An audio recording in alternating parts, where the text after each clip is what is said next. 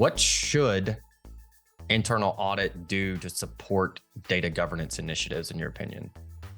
I think they're a really great ally to have if you're the data governance manager in an organization.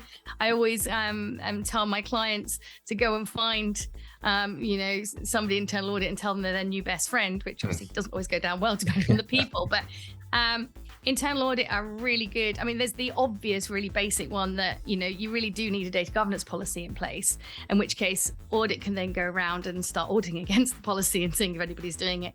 And I always, it sounds horrible, but I always think that data governance is not really a second line. If you think of the 3 lines of defense, and audit's always the third, a lot of people like to put data governance in the second line, along with like your operational risk and your compliance teams. But I don't think we're the same, because operational risk and compliance will interpret regulations and just toss the rules that the business have to comply with over to them. And then they'll turn around to you in audit and say, well, go and beat them up if they're not complying with this.